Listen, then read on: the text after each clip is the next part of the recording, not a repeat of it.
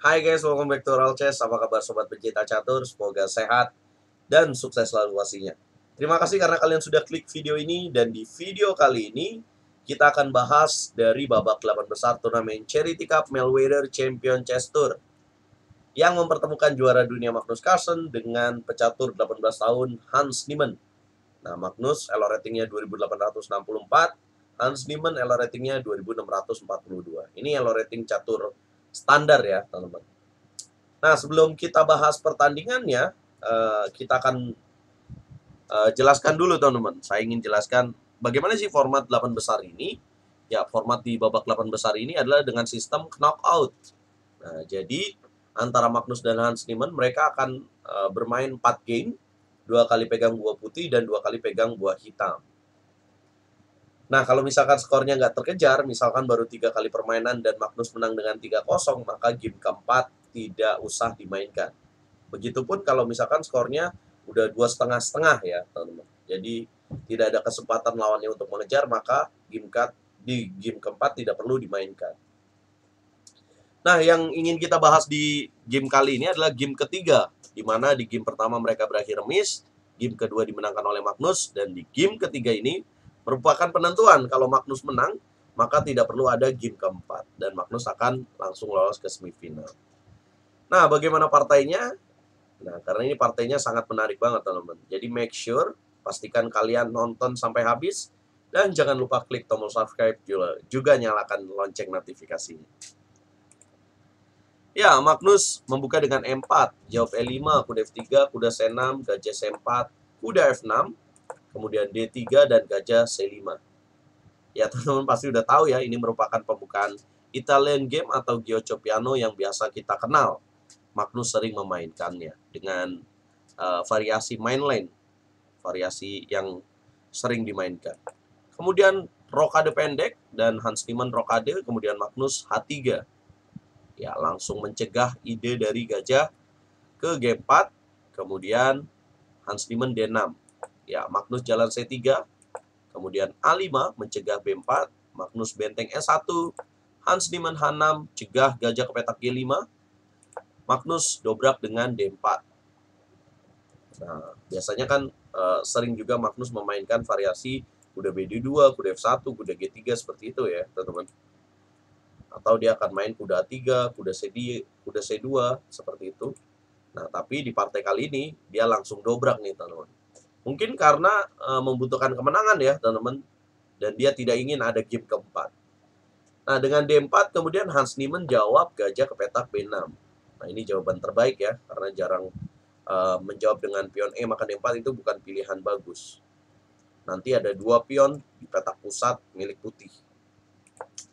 Magnus jalan gajah B3, prepare untuk gajah C2. Kemudian Hans Niemann jalan benteng E8. Ya, Magnus gajah C2 menjaga pion M4. Kemudian Hans Niemann dobrak dengan D5. Ya. Hans Niemann tahu bahwa dia juga butuh kemenangan di sini untuk adanya game keempat. Dan kemudian Magnus di sini menjawab apa, teman-teman, kiranya? Kira-kira langkah terbaik untuk Magnus apa nih, teman-teman, dalam posisi ini? Nah, coba pause videonya. Ya, tepat sekali jika kalian memilih pion E makan D5. Why? Kenapa ini bagus? Karena ini membuka gajah di petak C2 untuk mengancam sampai H7. Kemudian dengan pilihan ini kita menjawab dengan menteri D5 dan Magnus bisa jalan gajah B3. Ya. Yang artinya kalau misalkan dia makan pakai kuda, maka di sini akan unggul 1 pion ya. Pion D makan E5. So, dengan makan menteri D5, gajah B3, maka Magnus bisa kuda B, D2, dan terbukalah jalur dari B3 ke F7 ini. Sekaligus dengan kuda menteri di petak D6 ini, dan kemudian jalan kuda B, D2, maka putih bisa kuda C4.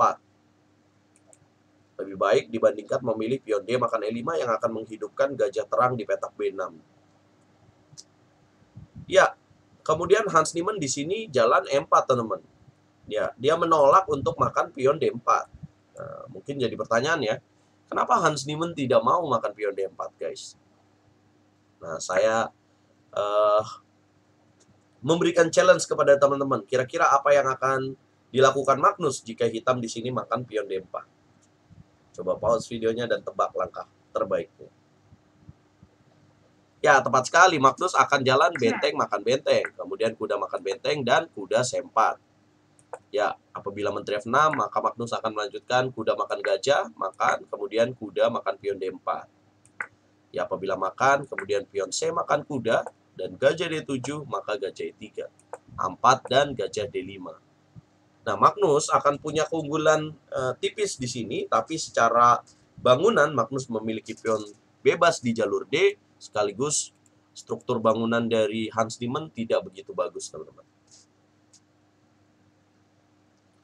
Nah, ini yang akan terjadi apabila Hans Niemann memilih pion E makan D4. So, Hans Niemann di sini milih E4. Dan ternyata langkah E4 ini tidak lebih bagus ketimbang makan pion D4, teman-teman. Lalu apa yang akan terjadi di sini? Maka Magnus melanjutkan dengan langkah kuda C4. Ancam menteri, Hans Niemann mundur, kemudian Magnus kuda F E5. Nah, lihatlah, ini kenapa langkah E4 dianggap salah oleh engine Stockfish. Karena Magnus jadi punya buah yang bisa memplot di petak E5 dan membantu serangan dari gajah B3 ke petak F7. Sekaligus, dengan langkah E4 ini, kekuatan dari gajah B6 ini tidak berfungsi, teman-teman. Dan ini jelas bukan tipe permainan Italian game ya. Dan kalau misalkan gajah gelapnya tidak aktif, maka jelas putih akan unggul. Kemudian gajah E6 Hans Niemann dan Magnus gajah F4, dan dianggap langkah yang kurang tepat. Ya, langkah lain yang bisa dipilih oleh Magnus adalah langkah gajah ke petak A4, teman-teman. Dengan ide mempining benteng di petak E8. Ya, tapi itulah ya, teman-teman. Bahkan sekelas juara dunia pun tidak selalu sama langkahnya dengan apa yang dimau oleh engine. Karena Magnus still human. Dan pilihan langkah Magnus bukan berarti jelek ya, tapi hanya kurang tepat saja gitu. Ya, gajah F4, Magnus. Kemudian kuda D5, Hans Niemann. 2 kali langkah salah, dan ini lebih parah daripada langkah E4 tadi. Nah, kenapa ini langkah yang salah, guys? Bisakah teman-teman tebak langkah terbaik untuk putih di sini? Ya, karena Magnus bisa mengambil pion di petak E4 dan di situ tidak ada kerugian apapun. Ya, Hans Niemann melanjutkan dengan langkah F5. Ya, Bang, tapi dengan ancaman seperti ini gajahnya bisa jatuh dong. Nah, kira-kira apa yang akan terjadi dengan langkah F5 ini, teman-teman? Bagaimana Magnus menjawab ini dengan ide F5? Bisakah teman-teman tebak langkah terbaik untuk Magnus? Ya, Magnus memang sudah mengetahui bahwa hitam akan langkah F5. Dan langkah apa yang akan dia jalankan? Ya, dia menjalankan kuda makan C6. Ya, pilihan lain adalah kuda makan B6. Ya, apabila makan, kemudian bisa jalan gajah D5. Jadi, hilang ancaman kuda terhadap gajah di petak F4. Dan Magnus unggul 1 pion. Tapi di sini Magnus ya, dia memilih langkah yang lebih luar biasa, di mana dia kuda makan kuda, kemudian pion B makan kuda, dan Magnus di sini jalan benteng makan E6. Boom. Ya, menukar benteng dengan gajah, kira-kira apa yang akan dilakukan Magnus? Dan lihat evolution bar-nya memang unggul untuk putih. Jadi langkah benteng E6 itu merupakan langkah yang tepat, teman-teman. Benteng makan benteng, kemudian gajah petak E5. Kemudian hitam menteri G5 dengan ide menyerang petak G2. Pilihan lainnya adalah raja H7. Kemudian Magnus jalan menteri F3. Ya, langsung menjawab taktis ide dari kuda F4. Nah, di sini Hans Niemann jalan benteng D8, langkah yang kurang tepat dan menambah keunggulan dari Magnus. Langkah lain yang bisa dia jalankan adalah raja H8. Menghindari pining dari gajah B3 ya, teman-teman. Nah, kemudian langkah benteng D8 ini adalah langkah yang salah, dan Magnus menjawab dengan langkah apa kira-kira, teman-teman? Langkah yang tepat buat Magnus. Ya, mungkin banyak yang nebak, sama juga ya, kuda makan gajah. Pilihan favorit dari engine di sini adalah A4, teman-teman. Tuh, berat sekali ya menemukan langkah itu, karena idenya cukup dalam gitu. Tapi sebagai pemain pasti kita lebih banyak memilih kuda makan gajah lah. Ya, kuda makan gajah, kemudian pion C makan kuda, dan langkah C4. Pasti ini yang jadi pilihan bagi kita ya secara permainan gitu, teman-teman. Kemudian benteng makan gajah. Jadi bingung juga, apabila kuda B4, maka di sini Magnus akan melanjutkan C5. Kemudian apabila kuda D5 menutup ancaman gajah, maka Magnus akan pion C makan B6. Dan ini jelas berbahaya ya, karena 2 langkah lagi akan promosi. So, jadi setelah langkah C4 ini Hans Niemann benteng makan gajah. Kemudian pion makan benteng dan kuda F4. Langkah yang lebih tepat lainnya adalah kuda E7. Magnus unggul 1 pion. Nah, bagaimana Magnus menjawab kuda F4? Ya, Magnus menjawab dengan C5 skak, kemudian Raja H7, dan baru jalan H4. Nah, kemudian makan dan ada forking. Ya, hitam masih bisa menjawab kuda H3, dan Magnus sudah mengetahui itu, dan dia jalan Raja G2. Magnus nih pasti ya, dia nih cerdik banget, karena dengan ini hitam harus mengadu menterinya, teman-teman. Dan ketahuilah bahwa pion C5 ini sudah mengancam pion B6. Jadi dengan hilangnya menteri bagi hitam, kemudian Magnus makan pion B6. Ada dua pion bebas. Dan dengan hilangnya menteri, ya pasti Magnus sudah pasti menang, teman-teman. Kemudian kuda G5, dan Magnus dorong E6, Raja G6, kemudian Magnus dorong E7, benteng E8. Nah, bagaimana Magnus memenangkan ini? Magnus dorong benteng E1 dulu, kemudian dia menjadikan pion B6 ini sebagai andalan. Kuda F3, Magnus benteng E3, hitam kuda D4, Magnus dorong pion B7 dengan ide membuang pion, kemudian pion promosi di petak E8. Ya, hitam kuda F5, teman-teman. Jalan apakah Magnus yang tepat di posisi ini? Apakah dorong pion? Ya, tepat sekali jika kalian memilih benteng E6, sama seperti Magnus. Nah, ini sisa-sisa terakhir ya, sisa-sisa nafas penghabisan dari Hans Niemann. Tapi Hans Niemann masih melakukan trik yang kalau kalian terburu-buru melakukan langkah promosi, maka ini akan jadi sebuah kemenangan bagi Hans Niemann. Dengan makan benteng terlebih dahulu, bunyi skak, makan, dan dia akan makan menteri. Maka akan gagal pion promosinya, dan Magnus akan kalah, teman-teman. Jadi yang lebih tepat adalah benteng ke petak E6. Nah, itulah ya, teman-teman. Luar biasa sekali Hans Niemann di sisa-sisa nafas kekalahannya, dia masih melakukan sebuah ancaman, dan kalau Magnus gak waspada, dia bisa juga kalah gitu. Pelajaran apa yang kita ambil dari babak 8 besar di game ketiga ini adalah kembali lagi seperti kemarin, Magnus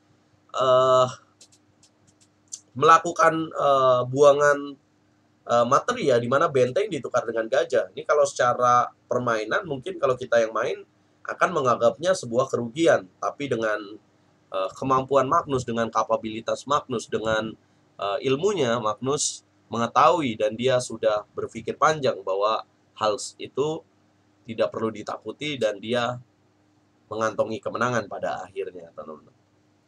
Nah, bagaimana pada akhirnya siapa aja yang lolos ke babak semifinal? Inilah nama-nama yang lolos. Jadi Li Kuanglim mengalahkan David Navara, pecatur dari Ceko, dengan 2,5 1,5.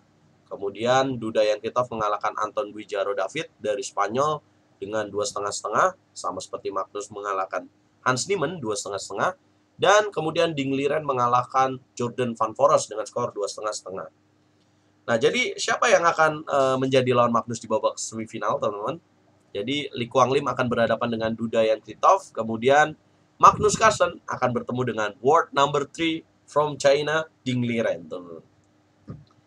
Nah, ini menarik sekali ya, bagian semifinalnya, di mana kita akan melihat Magnus berhadapan dengan Ding Liren, teman-teman. Nah, kalau kalian pegang siapa nih? Dukung siapa yang akan jadi juara, teman-teman? Apakah Li Kuanglim akan bertemu dengan Ding Liren di babak final, atau akan bertemu dengan Li Kuanglim, atau bahkan Dudayan Titov yang akan menghentikan tren positif dari Li Kuanglim, pecatur dari Vietnam ini? Ikutin terus babak semifinalnya nanti malam jam 12 malam waktu Indonesia Barat di YouTube-nya RL Chess. Kita akan siaran langsung. Dan kalau kalian suka video ini, jangan lupa like, subscribe, komen, dan nyalakan lonceng notifikasinya. Dan kalau kalian nggak suka, juga boleh dislike. Dukung terus percaturan Indonesia, dukung terus channel RL Chess biar terus berkembang, teman-teman, dan semangat bikin konten. Catur Yes Indonesia Jaya. Magnus mulu yang dibahas ya. Ya soalnya nomor 1 dunianya masih dia gitu ya, teman-teman.